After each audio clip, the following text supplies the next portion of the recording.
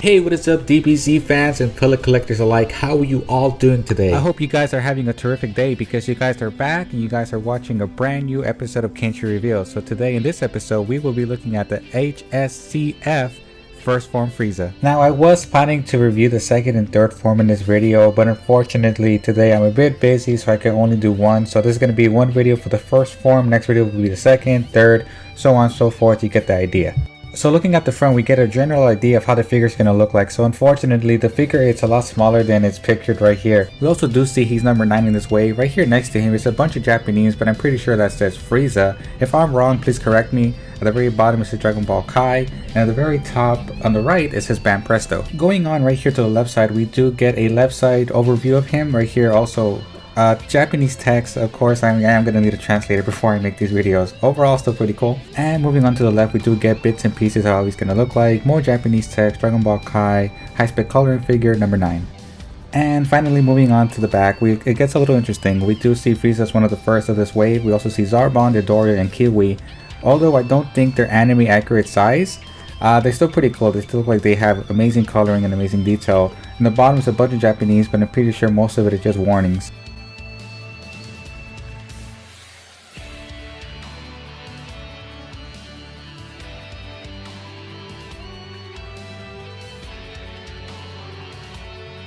Okay, you guys, so here he is, the Dark Lord Frieza, and I gotta say he looks spectacular and he really does live up to the title high spec coloring. So for those who are wondering, this Frieza is a statue. He's not action posable, he's not articulated whatsoever, which is a bit disappointing. I did wish that his head could at least rotate side to side, but he cannot. It's a statue, but nonetheless it's still pretty awesome. So now we are going to be moving on to the details and coloring of this awesome statue. And as far as colors go, I have to say I absolutely love it on this figure, even though they're dark, but everything blends in so well, from the shading to the arms and legs, and of course the metallic paint he has on his forehead and his armor. I really do think that makes him stand out the most. So moving on to the face itself, it really is iconic to the actual character, you know, with him smirking and everything. The red eyes make him look really sinister. The little sculpt right there on his cheeks are really well done. But the thing that gets me the most is absolutely his smirk. You can actually see the little cheekbones right there, the black lipstick or whatever it's called. It's still pretty cool. Moving on to the neck, I do think the coloring on there is pretty cool. I'm not sure what kind of coloring that is. I think it's paint spray coloring. I could be wrong, I'm no art teacher.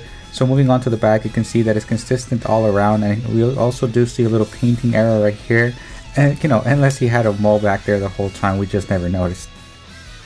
Moving on right here to the feet, we do also see that the same painting technique was also applied right here, just basically all around, and once again it does stand out. Everything just bounces off very well off each other. Taking a very quick look at the back of this figure, so like the front, the same kind of paint apps that was applied to the front is also in the back. Of course it would be. Overall, the pose of this figure is pretty cool. I do think it's rather unique compared to other Frieza figures, whether he's pointing, laughing, whatever it is. This one is actually pretty cool and it stands out among the rest. So I cannot close off this video without giving you guys a very quick look at size comparison. So I'll be honest, the only main reason I got this figure was to pose him next to the SH Figuarts, because to me I think he's perfect scale. So anyway, here he is next to the SH Figuarts Krillin.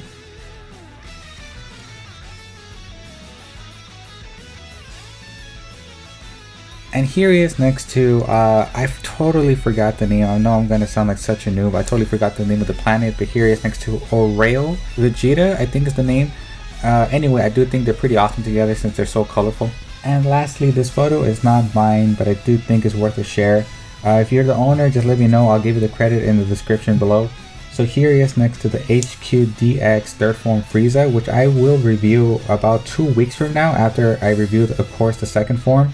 And of course the HH Figuarts Frieza, and I gotta say they're absolutely on par with each other and just amazing. You just gotta have them. Alrighty, DBZ fans, that about does it for this review. If you guys did enjoy it, please feel free to smack that like button. It does help a lot. Of course, subscribe if you're new for weekly DBZ figure reviews, and of course comment down below for your overall opinion about this video or just my channel. You know, I like to interact with you guys. And of course, you guys have an amazing, awesome day, and thank you guys for watching. Baking pancakes, making bacon pancakes. Take some bacon and I'll put it in a pancake. Bacon pancakes, that's what it's gonna make. Bacon pancakes. Bacon pancakes, making bacon pancakes.